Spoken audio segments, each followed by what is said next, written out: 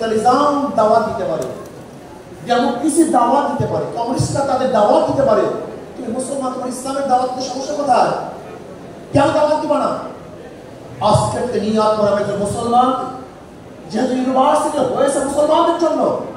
আপনারা জানেন ঢাকা ইউনিভার্সিটি একমাত্র মুসলমানদের সম্পত্তি। স্যার সলিমুল্লাহ নিজে অকুপিত জমিনের মধ্যে ইউনিভার্সিটি। স্যার সলিমুল্লাহ রহমতুল্লাহ আলাইহি যখন প্রস্তাব দিয়েছিলেন ইউনিভার্সিটি করার জন্য, কারা বাধা দিয়েছে আপনারা ভালো মতো জানেন। 41 বার ক্যালকাটা এই ইউনিভার্সিটি বন্ধের জন্য কারা মিটিং করেছে আপনারা সবাই জানেন। কিসের জন্য মিটিং করেছে আপনারা সবাই জানেন। ইউনিভার্সিটির উদ্দেশ্য কিছু সব আপনারা জানেন। কিন্তু আজকে যারা বারবার বাধা দিয়েছে তারা এখানে বসে সরকারি করবে, মানদারি করবে, আর যে মুসলমানদের জন্য ইউনিভার্সিটি হয়েছে মুসলমানরা নির্জোট থাকবে, এটা হওয়া ঠিক না, হতে পারে না। তোমরা জাগ্রত হও, মুসলমান জাগ্রত হও, নিজেকে সাহস শক্তি দিয়ে আমি মুসলমানের পরিচয় দেওয়া, আমি একজন মুসলমান, আমি একজন মুসলমান। এদেশে 92% মুসলমানদের দেশে তুমি নিজের পরিচয় দিতে লজ্জা পাও কেন? কারণটা কি? আজকে থেকে নিয়াত করো, আমি একজন মুসলমান, এটা আমার গৌরব। আমি একজন ধার্মিক, এটা আমার গৌরব।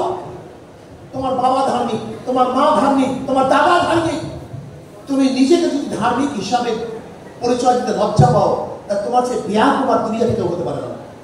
আমার বাবা ধার্মিক, সে নামাজ পড়ে। আমার মা ধার্মিকা, সে নামাজ পড়ে, সে রোজা রাখে।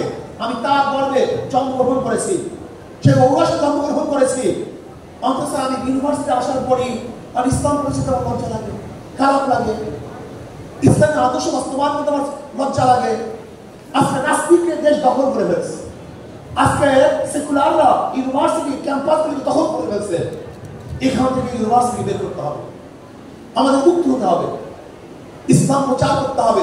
তুমি গৌরবের সাথে বলো, আজকের থেকে আমি একজন মুসলমান, আমি বিশ্বাস করি, আমি আল্লাহর কসম করে বলতে পারি, আজকে এখানে যারা আসছেন, এখানে যারা এসছেন, এই কয়জন মনে যদি দায়ী হয়ে যান, আমার মেয়েরা, আমার সন্তানেরা, আমার ছেলেরা, আজকে থেকে তোমরা যদি নিয়াত করো, আমরা সবাইকে দাওয়াত দেবো, আমি একজন মুসলমান, মুসলমান ইউনিভার্সিটি, মুসলমানের জমিত ইউনিভার্সিটি, মুসলমানদের জন্ম ইউনিভার্সিটি, মুসলমানের শিক্ষার জন্য ইউনিভার্সিটি। হ্যাঁ, ইউনিভার্সিটি মুসলমানের পরের অধিকার সবার। বাজার করছি আমি, বাজার করার অধিকার সবার। রাস্তা করছি আমি, হাঁটার অধিকার সবার। প্রতিষ্ঠান করছি আমি, পড়ার অধিকার সবার। ইউনিভার্সিটি মুসলমানরা, পড়ার অধিকার সবার। এটা ভাবো তুমি, করছি আমি, অধিকার সবার। এটা হতে পারে না। কিন্তু তোমাকে বিশ্বাস করতে হবে, এই দেশ করছি আমরা। তুমি কি জানো ব্রিটিশ হটাও আন্দোলনে ইন্ডিয়ান গেটের মধ্যে প্রায় 93,000 মানুষের নাম লেখা আছে, কম বেশি। সেখানে 63,000 মানুষ হলো মুসলমান, 63,000। অথচ আমরা জানি না ব্রিটিশ হটাও আন্দোলনের সবচেয়ে বেশি রক্ত দিয়েছে মুসলমান। কিন্তু ইতিহাস বিলীন হয়ে গেছে। এই পাকিস্তান করার পিছনে একমাত্র অবদান ছিল মুসলমানদের, একমাত্র অবদান মুসলমানদের।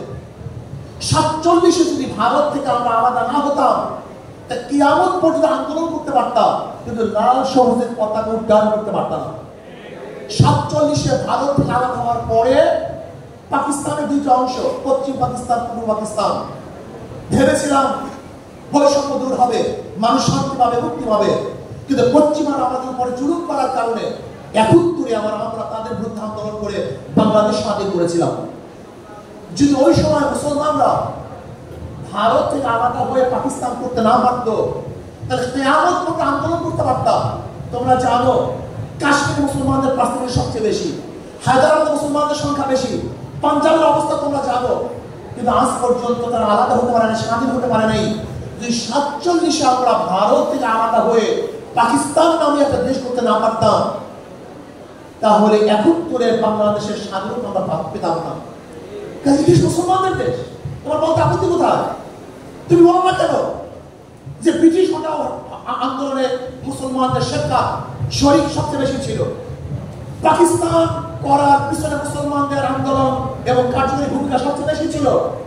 আবার এখন তুমি দেখো, বীর মুক্তিযোদ্ধা, বীর উত্তম, বীর শ্রেষ্ঠ যতজন আছে, এর মধ্যে প্রায় 98% মুসলমান, 98% মুসলমান।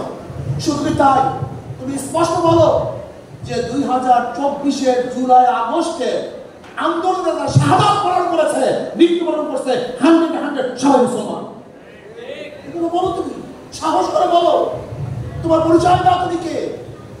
তুমি এইভাবে পরিচয় দাও যে 750-800 বছর পর্যন্ত এই পাক উপমহাদেশের শাসক ছিল মুসলমান। বলতে থাকো, সমস্যা কি তোমার?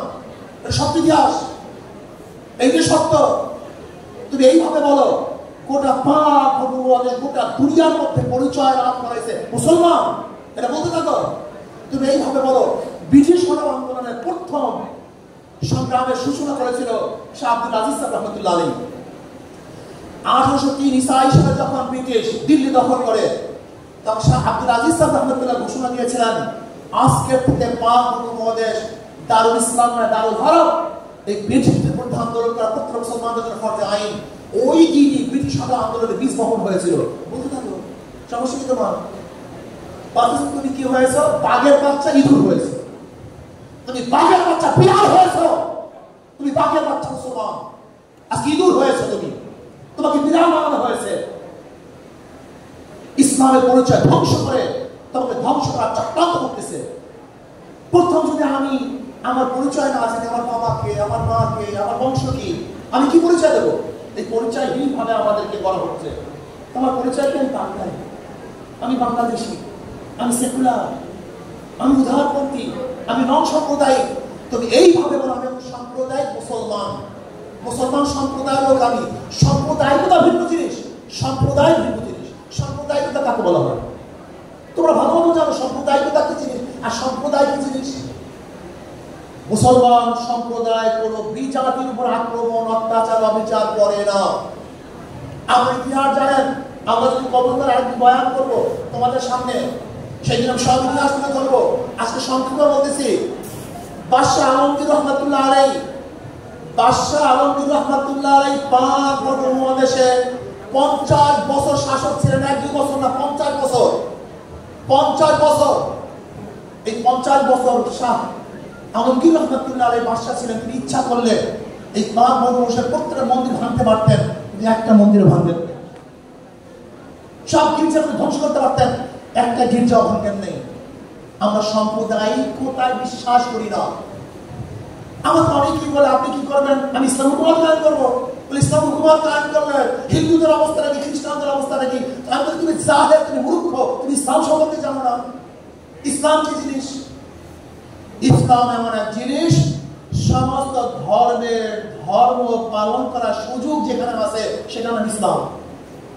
সমস্ত জনগোষ্ঠীর মতের আদর্শের মানুষ যেখানে বসবাস করতে পারে সেটার নাম ইসলাম।